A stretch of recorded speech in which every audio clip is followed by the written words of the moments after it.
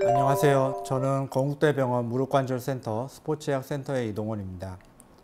제가 강의 드릴 내용은 전방 십자인대 재건술과 수술 후의 기능 회복 치료의 단계에 대한 것입니다. 현재 스포츠의학에서의 최대 화두는 전방 십자인대라고 볼 수 있고, 정형외과 최고의 저널인 아메리칸 저널 오브 스포츠 메디슨에 게재되는 연구 주제들을 분석해 보았을 때도 50% 정도는 전방 십자인대 관련 주제를 다루고 있습니다. 이번 대한스포츠의학회 학술대회에서도 변형된 경경골 술식을 이용한 전방 십자인대 재건술이라는 연구를 가지고 스포츠의학회 연구상을 수상하였을 만큼 대한스포츠의학회에서도 전방 십자인대 분야에 대해서 많은 관심을 가지고 있다, 이렇게 이해를 하시면 될 것 같습니다. 전방 십자인대 수술을 받는 환자분들이 궁금해하시는 흔한 질문 5가지 위주로 내용을 구성해 보았습니다. 첫 번째, 전방 십자인대 수술은 꼭 해야 하는 것인가? 두 번째, 전방 십자인대 재건술은 어떻게 할까? 세 번째, 재건술에 사용되는 힘줄, 자가건을 쓸까, 동종건을 쓸까? 네 번째, 수술 후 재활 과정은? 다섯 번째, 수술 후의 재파열 안 되게 잘 관리를 하려면 어떻게 해야 되나? 첫 번째 질문부터 살펴보겠습니다. 전방 십자인대 수술은 꼭 해야 하는 것인가요? 이러한 것을 많이 궁금해 하십니다. 보시는 바와 같이 전방 십자인대 파열은 운동선수에서도 많이 발생하지만 일반인들도 다음과 같이 몸을 회전하는 동작에서 많이 발생을 합니다. 보시는 바와 같이 발이 지면에 고정된 상태에서 몸을 과하게 회전하는 동작을 취하게 되면 그 힘을 버티지 못하고 십자인대 파열이 발생을 하는 것입니다. 기전은 단순히 앞으로만 빠지는 게 아니고 비트는 힘, 즉 회전력이 걸리면서 다음과 같이 전방 십자인대 파열이 발생을 한다, 이렇게 생각을 하시면 될 것 같습니다. 통계적으로 보면 미국에서는 매년 3,500명 중 1명꼴 약 20만 건 발생하는 것으로 알려져 있고, 국내에서도 매년 1만 명 이상 전방 십자인대 파열이 발생하는 것으로 추정되고 있습니다. 수술적 치료가 필요한 경우는 어떠한 경우인가 한번 살펴보겠습니다. 전방 십자인대 파열은 다음과 같이 부분적으로 파열이 되는 부분 파열, 완전히 터져버리는 완전 파열로 구분할 수가 있는데, 이러한 구분과 진단은 MRI를 통해서 이루어집니다. 보시는 바와 같이 긴장이 잘 유지되고 있는 전방 십자인대 조직이 정상인 조직인 거고, 이런 식으로 전방 십자인대 연속성이 끊어지고 보시는 바와 같이 긴장성이 소실된 상태에서는 전방 십자인대 파열로 진단을 내릴 수가 있는 것이고, 또 하나 중요한 진단은 신체 이학적 검사를 통해서 무릎이 실제적으로 얼마나 불안정한지를 검사를 해보는 것입니다. 그래서 수술적 치료의 적응증은 무릎의 불안정성을 동반한 70% 이상의 고도 부분 파열에서는 수술이 필요한 경우이다, 이렇게 생각을 하시면 될 것 같습니다. 그렇다면 전방 십자인대 수술을 꼭 해야만 하는 것인가? 수술하지 않고 방치하면 무엇이 문제인가? 이러한 질문들도 굉장히 많이 하십니다. 통증이야 염증 반응이 사라지면서 2, 3주 지나면 없어지고 관절 운동 범위도 어느 정도 회복하게 됩니다. 하지만 반복되는 불안정성은 반월 연골판이라든지 연골의 손상을 추가적으로 야기를 할 수가 있습니다. 그 이유는 보시는 바와 같이 전방 십자인대는 앞으로 빠지는 것을 방지해 주는 것뿐만 아니고 경골, 정강이 뼈가 돌아가는 회전 불안정성을 방지를 해주는 역할을 하기 때문에 십자인대가 없는 상태에서 무릎이 이런 식으로 지속적으로 회전 불안정성을 보이게 되면 추가적인 연골판 및 연골 손상이 발생을 할 수 있다, 이렇게 이해를 하시면 될 것 같고, 급성기 손상에서도 회전력이 강하게 걸리기 때문에 이런 식으로 뼈에 멍이 드는 일이 발생을 하게 됩니다.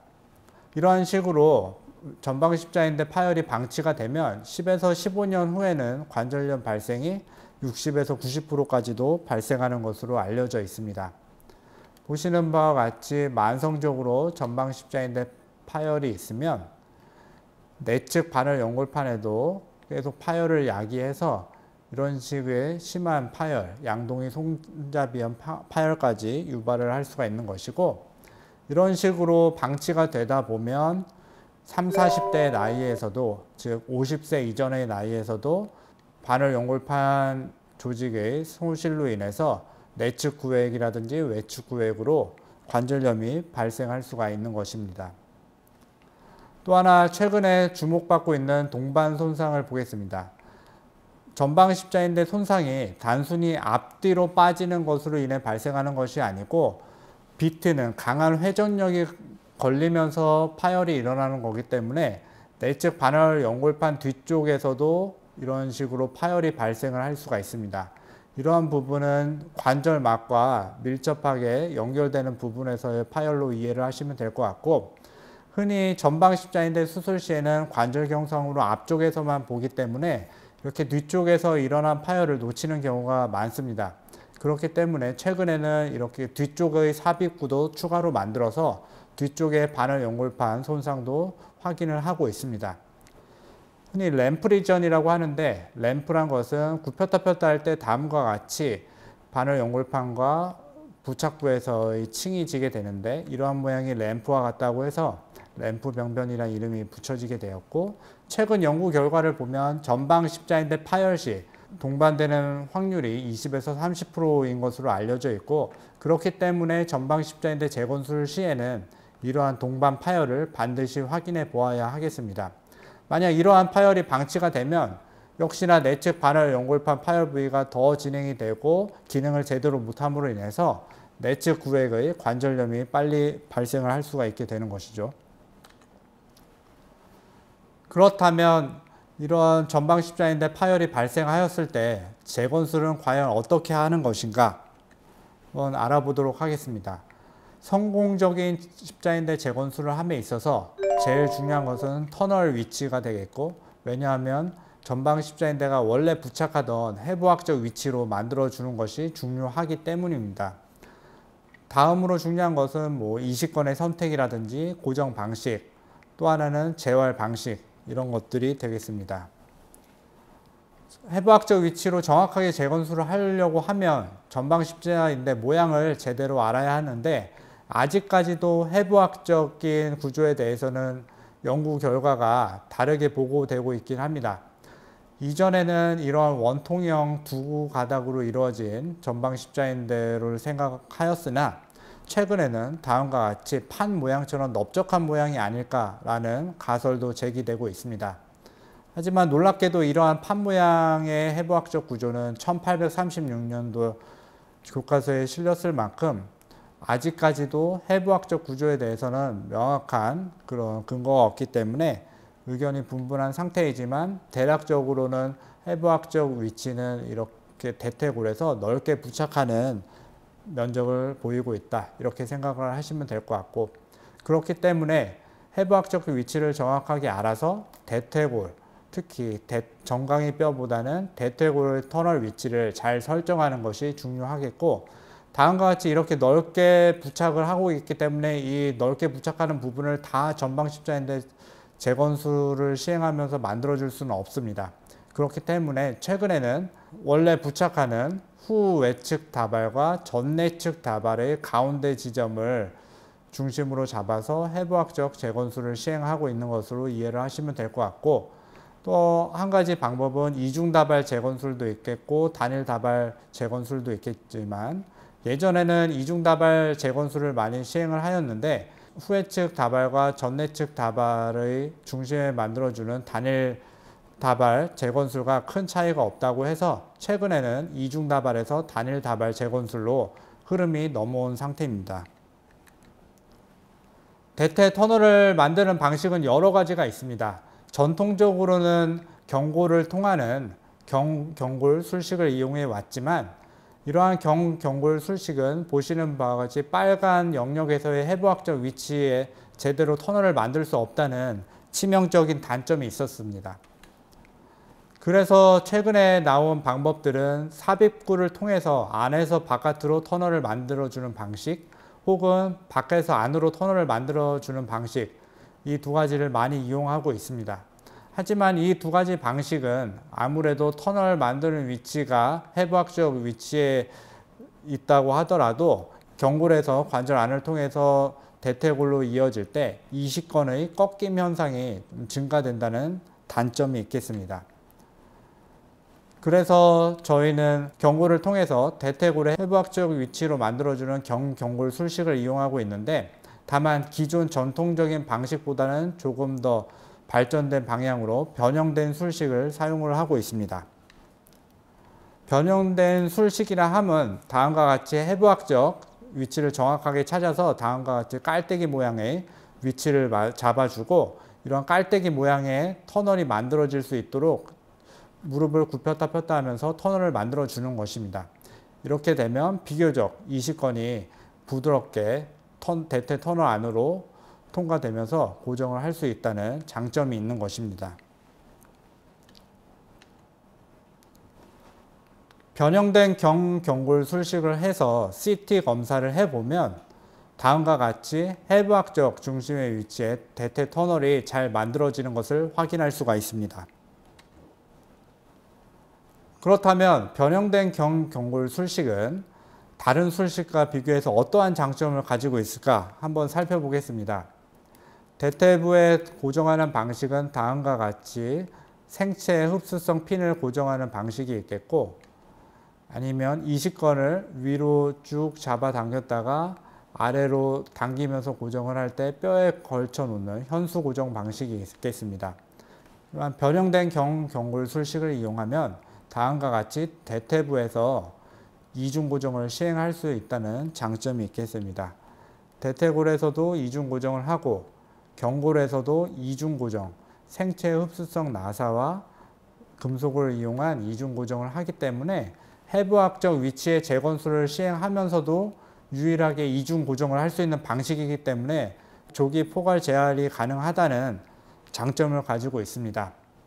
저희가 연구해 보았을 때는 변형된 경골 술식과 다른 술식을 비교해 보았을 때 아무래도 변형된 경골 술식에서의 이식권의 꺾임 현상이 적기 때문에 이식물 성숙에 더 유리한 점을 발견할 수가 있었고, 재파열도 다른 술식보다 낮은 것으로 확인하였습니다. 저희 그룹에서 보았을 때는 재파열 확률이 세계적인 통계 수준이 6에서 23%로 보았을 때 변형된 경골 술식의 재파열은 2.5% 정도인 것으로 확인을 하였습니다.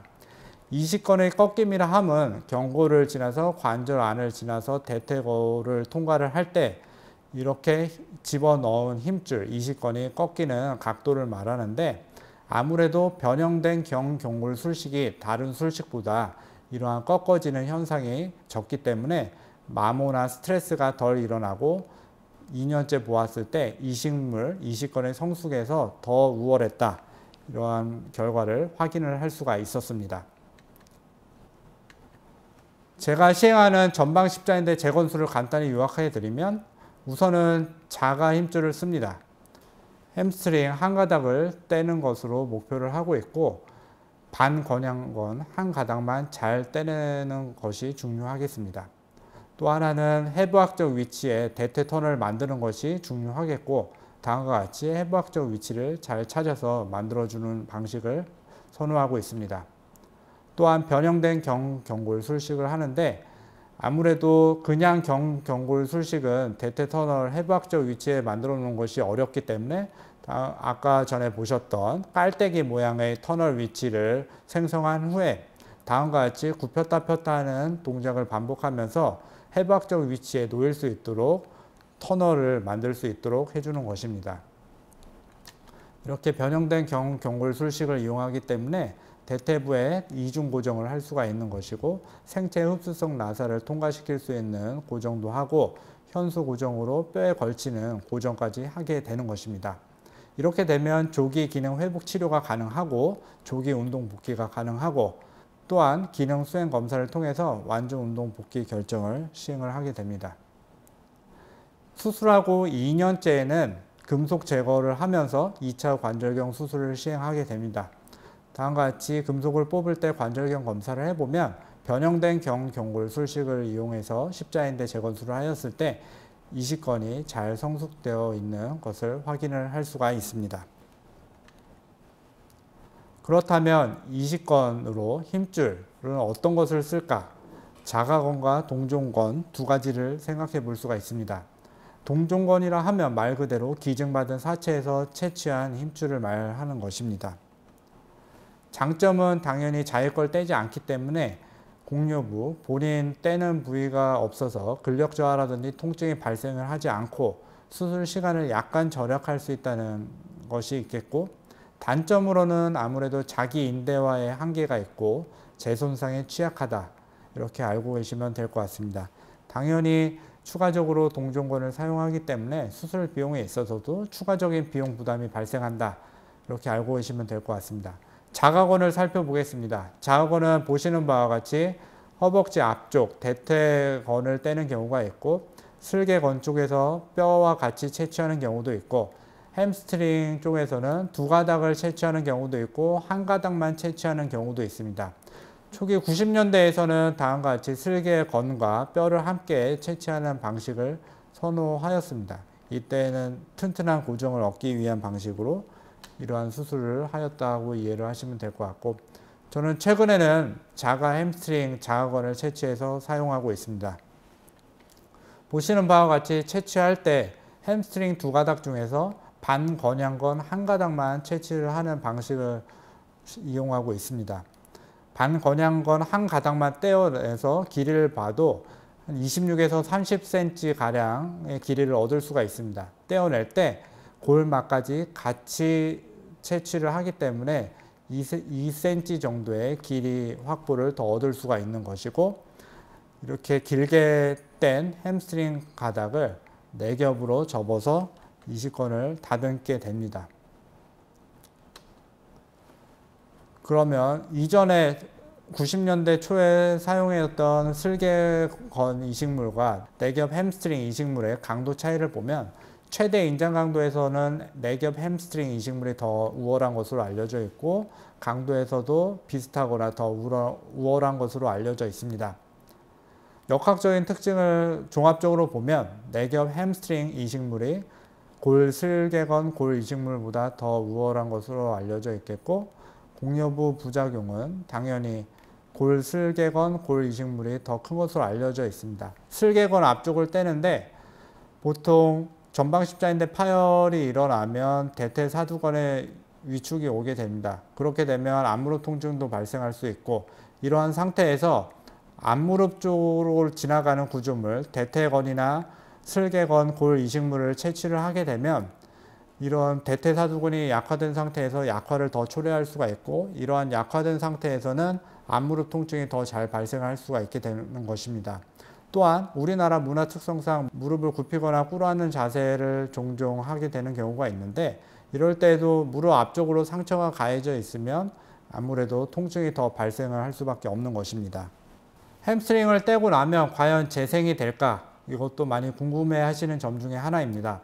저희가 분석해 보았을 때 6개월째 초음파 상에서 80% 정도에서는 재생이 된 것을 확인을 할 수가 있었습니다. 또한 두 가닥 중에서 한 가닥만 떼기 때문에 남아있는 한 가닥을 지지대 삼아서 떼어낸 힘줄도 빈 자리에서 어느 정도 잘 채워지는 것을 확인을 할 수가 있었습니다. 하지만 햄스트링 자가건이 불리한 경우가 있습니다. 과굴곡을 주로 해야 되는 운동, 예를 들면 씨름이나 유도에서는 이러한 햄스트링 자가건보다는 동종건을 더 선호하게 됩니다. 또 하나는 채취한 햄스트링 길이와 두께가 충분하지 않거나 그럴 것으로 예상될 때에도 동종건을 사용하게 되겠고, 재수술인 경우에 이전에 햄스트링을 떼어냈다고 하면 당연히 동종건을 사용하고 있습니다. 동종건과 자가건을 비교를 해보면 감염 확률에서는 아무래도 동종건이 더 많은 것으로 알려져 있겠고, 지연 면역 거부 확률도 동종건이 더 많은 것으로 알려져 있습니다. 왜냐하면 자기 몸의 것이 아닌 것이 들어갔기 때문에 아무래도 지연 면역 거부 반응이 일어날 확률이 더 높다라고 이해를 하시면 될 것 같고, 자기 인대화나 이러한 과정이 동종권보다는 자가권이 우수한 것으로 알려져 있기 때문에 재손상 시에 자가 회복 능력에서도 자가권이 우수한 것으로 알려져 있습니다. 하지만 이식권의 강도는 동종권하고 자가권이 비슷한 것으로 알려져 있기 때문에 방금 전에 설명드렸던 자가권 사용이 불가능한 경우에서는 동종권을 사용을 할 수가 있게 되는 것입니다. 재파열률 분석을 보았을 때 동종권이 자가권보다 7.7배 높았다는 연구 결과도 있었고, 10년 출시 결과 했을 때 동종권이 3배 더 많았다. 5,182명의 환자를 메타 분석해 보았을 때 동종권 재파열률이 자가권보다 3배 정도 높았다. 이런 식으로 결과가 보고되고 있습니다. 국제적인 추세를 보았을 때도 자가 햄스트링이나 자가 슬개건 조직을 많이 사용을 하고 있고, 동종권은 4% 정도의 비율로 적게 사용하는 것을 알 수가 있겠습니다. 즉, 지금 현재 세계적인 트렌드는 자가권을 많이 사용하고 있고, 자가권 중에서도 햄스트링을 많이 사용하고 있다라는 식으로 이해를 하시면 될 것 같고, 방금 전에 설명드린 바와 같이 자가권 중에서는 아무래도 슬개건보다는 햄스트링을 사용하는 국가들이 더 많다라는 것으로 이해를 하시면 될 것 같습니다. 다음으로 넘어가서, 그렇다면 전방 십자인대 재건술 후 재활 과정은 어떤 식으로 진행을 할까? 제가 항상 환자분들께 강조드리는 점은 기능회복 치료, 즉 재활 치료는 전방 십자인대 재건술 수술의 부속물이 아니다라는 것입니다. 재건술을 시행하고 났을 때에는 그 후부터 기능회복 치료부터 다시 시작하는 마음으로 재활 치료에 잘 임하셔야 되겠습니다. 즉 전방 십자인대 재건술이 정상으로 돌아가는 그런 쉬운 길의 티켓이 아니다, 이렇게 이해를 하시면 됩니다. 무릎 구조물이 손상받으면 무릎 구조물이 손상받고 수술을 했어도 우리의 무릎 기능은 많이 저하가 됩니다. 다음과 보시는 바와 같이 정상적인 무릎 기능 한도의 영역에서 주황색의 영역처럼 재손상을 방지할 수 있는 무릎 기능의 한도가 다음과 같이 많이 축소가 되는 것이죠. 원리는 간단하게 설명드리면 다음과 같습니다. 전방 십자인대 파열이 일어나면 반사작용을 통해서 대퇴사두근 앞쪽 근육을 위축을 시키게 되고, 뒤쪽 햄스트링 근육을 과하게 활성화시킴으로 인해서 보행 등의 장애를 일으키게 됩니다. 또한 머리 쪽으로 가는 신경을 어느 정도 차단함으로 인해서 앞무릎 통증이라든지 이런 통증까지 발생을 할 수가 있게 되는 것입니다. 이러한 관절 근육 억제 현상은 전방 십자인대 재건술 후 1에서 2년까지도 지속되는 것으로 알려져 있습니다. 보시는 바와 같이 관절 근육 억제 현상이 일어나서 무릎을 피려고 해도 대퇴사두근이 많이 억제되어 있고 햄스트링이 과하 활성화되어 있기 때문에 완전 신전이 잘 안 되는 것을 볼 수가 있겠고, 다음과 같이 완전 신전이 안 되고 햄스트링 과활성화되어 있으면 정상 보행도 할 수가 없게 되는 것이고, 이러한 비정상적인 패턴을 정상적으로 돌려놓기 위한 것이 기능 회복 치료라고 이해를 하시면 될 것 같습니다. 저는 요즘은 재활치료라는 용어보다는 기능 회복 치료라는 용어를 더 선호하고 있는데, 보시는 바와 같이 기능적으로 제한이 있는 상태에서 기능을 회복을 위한 것을 최대 목표로 삼고 있기 때문입니다. 기능회복 치료의 트렌드 변화를 보시면 예전에는 단순히 근력 불균형의 부정적인 영향을 줄이기 위한 프로그램이었다면, 최근에는 고유 수용 감각과 근신경 조절 능력을 향상시키는 포괄적인 재활 프로그램을 사용하고 있습니다.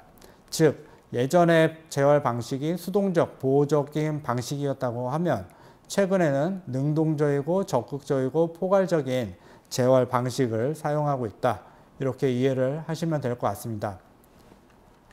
초기 1980년대에서는 이식권의 성숙되는 시기에 따라서 지연된 재활 방식을 선호해 왔고, 90년대에서는 조금 더 가속화된 재활 방식을 선호해 왔습니다. 이러한 것들은 운동 복귀 시점이라든지 이러한 시기별로 구분을 하게 되는 것이고, 최근에는 조금 더 포괄적인 재활 개념으로 바뀌고 있습니다. 80년대 지연 재활은 이식권의 성숙됨에 있어서 시기상으로 어느 정도 시기에 관절 범위 운동을 할지, 그런 것을 결정하면서 조심스럽게 갔던 것이고, 하지만 90년대 초에는 아까 이전에 말씀드렸다시피 슬개건, 볼 이식건을 사용하였기 때문에 조금 더 튼튼한 고정을 할 수가 있었고, 이러므로 인해서 90년대에는 가속 재활을 가져갈 수가 있었던 것입니다. 하지만 현재는 이런 단순 지연 가속 재활 구분보다는 조금 더 고유 수용 감각 운동과 근신경 조절에 포커스를 둔 포괄적인 재활을 시행하고 있다, 이렇게 이해를 하시면 될 것 같습니다. 고유 수용 감각 및 근신경 조절 능력 향상이라 하면 쉽게 생각하면 고유 수용 감각은 다음과 같이 한 발로 균형을 잡는, 우리가 의지적으로 조절되는 것보다는 심부에 있는 자극 수용체들이 자극을 받고 머리로 전달을 해서 머리에서부터 근신경 조절이 이루어짐으로 인한 그런 각종 균형 잡기 기능들로 이해를 하시면 될 것 같습니다.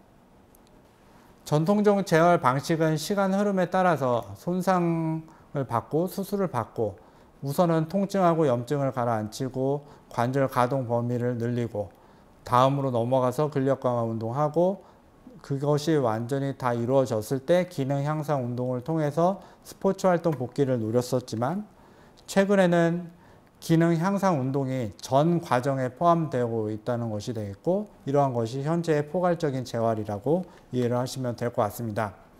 현재 건국대병원에서 시행하고 있는 재활 프로그램에 대해 말씀드리겠습니다. 다음과 같이 단계적으로 시행하고 있는데, 처음에는 완전한 신전을 하는 것부터 해서 대퇴사두근의 등척성 운동을 시행하고 있고, 점점 시기가 지남에 따라서 닫힌 사슬 운동, 열린 사슬 운동, 이런 식으로 운동 강도를 높여가고 있습니다. 수술 후 3개월째, 6개월째 기능 검사, 근력 검사 등을 통해서 어느 정도 운동이 가능한지를 파악을 하면서 운동 복귀 시점을 조절을 하고 있습니다. 세세한 부분으로 넘어가서 무릎 관절 범위 운동을 언제부터 해야 되는지, 과연 처음에는 고정을 해야 되는지, 이런 식으로 궁금해 하시는 분들이 많은데, 저는 가능하면 빨리 움직이라는 쪽으로 교육을 해드리고 있습니다. 처음에 수술하고 나면 관절 안에 피가 차서 무릎이 붓고 통증이 발생하고 관절이 뻣뻣해지는 일이 발생을 할 수가 있는데, 이런 것을 막기 위해서는 초기에 관절 범위 운동을 시행하는 것이 좋겠고, 저는 이러한 피가 나오는 것을 일부러 뽑지 않습니다. 왜냐하면 터널을 형성할 때 뿜어져 나오는 피들 안에는 자가 줄기세포가 풍부하게 들어있기 때문에 이러한 줄기세포들이 이식건의 재생이나 성숙에 있어서 긍정적인 영향을 미치기 때문입니다. 수술 후 완전 펴지는 것이 중요하다고 생각합니다. 수술 후 초기에는 다음과 같이 무릎 밑에 벽에나 롤바를 받쳐두고 등척성 운동을 시행함으로 인해서 대퇴사두근의 위축을 최대한 방지하면서 완전 펴지는 것을 증진시키고 있습니다. 굴곡 각도는 수술 후 3개월까지는 120도 이상 굴곡하는 것을 피하라고 말씀드립니다. 왜냐하면 초기에 120도 이상 너무 과하게 굴곡하는 자세는 이식건을 늘어나게 만들기 때문에 이러한 과굴곡은 피하는 것이 좋습니다. 조기에 체중 부하하는 것은 어떤지에 대해서 알아보도록 하겠습니다. 저는 조기 체중 부하 운동은 장점이 더 많다고 알려드리고 있습니다. 여러 문헌들을 고찰해 보았을 때 조기에 시행하는 체중 부하와 관절 운동은 전방 십자인대 이식건에 부정적인 영향을 미치지 않는 것으로 알려져 있습니다. 조기 체중 부하를 하면 유리한 점은 다음과 같이 초기에 고유 수용 감각 운동을 시킬 수가 있다는 것이고, 자극의 예민도를 유지할 수가 있다는 것이죠. 다음과 같이 좌후, 전후 체중 지지를 하면서 자극을 시키면서 고유 수용 감각 능력이 떨어지지 않도록 유지를 시켜줍니다. 3주 이내에는 정상적으로 보행을 하게 교육을 시켜드립니다. 처음에는 아무래도 대퇴사두근이 위축이 되어 있고 햄스트링이 과활성화가 되어 있기 때문에 무릎이 굽힌 상태에서 절뚝거리는 경우가 많지만, 다음과 같이 의식적으로 무릎을 들어 올리면서 다리를 쭉 펴면서 걷는 연습을 하게 되면 3주 이내에는 정상적으로 걷는 것이 어느 정도 가능해집니다. 수술 후 보조기는 과연 필요한가? 이것도 궁금해 하시는 분들이 굉장히 많은데, 전방 십자인대 재건술을 하면 이식권 자체가 그대로 유지가 되고 있는 것이 아니고 자가 인대화 과정을 거치게 됩니다. 들어간 이식권은 보시는 바와 같이 6에서 8주 사이에 한번 녹아내리는 과정을 거치게 되고, 여기에 인대 세포들이 차 들어오면서 1, 2년 정도의 성숙 기간을 거쳐서 다시 자기 전방 십자인대처럼 변화하는 과정을 거치게 됩니다. 이러한 과정을 자가 인대화 과정이라고 이해를 하시면 될 것 같고, 아무래도 동전권보다 자가권이 유리한 측면은 자가 힘줄이 지지체로 작용을 하기 때문에 자가 인대 세포들이 차 들어올 때 조금 더 강한, 튼튼한, 건강한 유압을 할 수가 있다는 것이죠. 그래서 저는 보조기는 자가 인대화 과정에서 인대가 가장 약해지는 시기인 6에서 8주 정도까지는 보조기를 착용하고 생활하는 것을 권장해 드리고 있습니다. 이전 논문들에서는 보조기 착용이 수술 후 재손상 방지라든지 무릎 관절의 안정성 등에 큰 도움을 주지 못하는 것으로 알려져 있지만, 우리나라에서는 아무래도 사람 많은 곳에 가다 보면 다른 사람과 부딪히는 일도 발생을 할 수가 있고, 또 계단 같은 데서도 부딪히다 보면 미끄러지면서 무릎에 회전력이 걸릴 수가 있기 때문에 적어도 외출할 시에는 8주 정도까지는 전방 십자인대 보조기를 착용하는 것이 안전하겠습니다.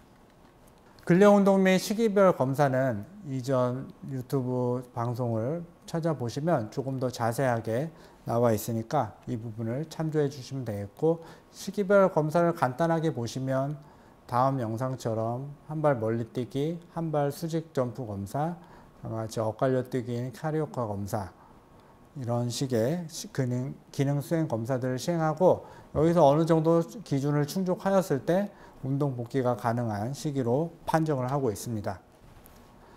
마지막으로 전방 십자인대 재건술 후 재파열이 안 되려면 그럼 어떻게 해야 될까요? 알아보겠습니다. 전방 십자인대 파열 환자들은 다 같지가 않습니다. 무릎이 앞뒤로 흔들리는 경우도 다 제각각이고, 특히 무릎이 돌아가는 회전 불안정성도 다 제각각이라고 할 수가 있겠고, 이러한 환자는 회전 불안정성이 심한 경우에 속하게 됩니다. 이러한 회전 불안정성이 왜 다 제각각인가? 이런 연구들을 많이 해왔었는데, 2013년에 벨기에 의사가 이러한 회전 불안정성에 영향을 미치는 인대를 드디어 발견하였다. 전회측 인대라는 구조물을 처음으로 보고를 하게 됩니다. 하지만 최근에는 이런 단일 인대 구조보다는 전외측 복합체라는 개념을 사용해서 전외측 복합체가 무릎의 회전 불안정성을 방지를 해주고 있다. 이런 식으로 이해를 하고 있습니다. 그렇기 때문에 전방 십자인대 파열 시에 전외측 복합체에 손상이 있었거나 원래 전외측 복합체가 약했던 경우는 전방 십자인대 파열을 하고 나서 회전 불안정성이 더 심할 수밖에 없는 것입니다.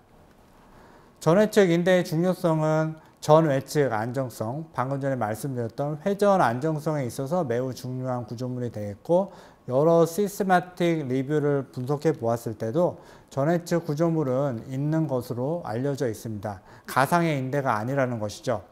그렇다면 전외측 인대 복합체를 어떨 때 복원을 시켜줄까? 적응증을 살펴보면 세계적으로 모아지는 의견들은 재수술할 때, 아니면 파열되고 나서 수술 시 검사한 회전 불안정성 정도가 심했을 때, 아니면 원래 인대 이완성, 인대가 느슨한 경우일 때, 아니면 회전 운동이 많이 들어가는, 예를 들면 축구나 농구 같은 운동을 즐기는 젊은 환자일 때, 젊은 환자라 하면 30세 이하 정도를 말합니다. 이러한 경우에는 전방 십자인대 재파열률을 낮춰주기 위해서 전외측 인대 복합체 재건술을 같이 시행하는 것이 좋겠다는 것이 최근에 공통된 의견입니다. 저희가 연구한 발표에서도 전외측 인대 재건술을 재수술 시에 적용을 하였을 때 기존에 단순 전방 십자인대 재수술을 시행했을 때보다 전외측 인대 재건술을 같이 시행한 군이 아무래도 재파열률이 적고 운동 복귀율이 높다는 것을 확인할 수가 있었습니다. 또 하나, 전방 십자인대 재파열을 막으려고 하면 파열 기전을 정확하게 알고 있어야 됩니다.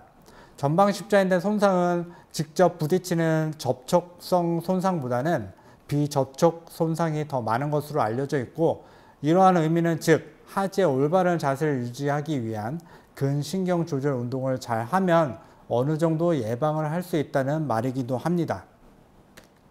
보시는 바와 같이 전방 십자인대 끊어지는 안 좋은 자세들이 있습니다. 점프 착지 시에 무릎이 X자다리로 꺾이면서 모아지는 현상이 있는데, 근신경 조절 운동을 통해서 다음과 같이 점프 착지 시에 엉덩이를 조금 더 굽히면서 일자로 안정되게 착지할 수 있도록 하는 연습을 하는 것이고, 한발 외발 착지에서도 다음과 같이 무릎이 무너지는 경향을 방지하기 위해서 근신경 조절 운동을 통해서 다음과 같이 무너지지 않고 올바르게 착지하는 것을 훈련할 수가 있겠고, 스텝박스에서 외발 착지를 할 때 무너지는 이런 현상을 방지하기 위해서 조금 더 엉덩이를 굽히는 동작으로 안정적으로 다리가 무너지지 않게 일자로 착지하는 것을 연습을 시켜주면 어느 정도 전방 십자인대 재파열을 방지를 할 수가 있습니다.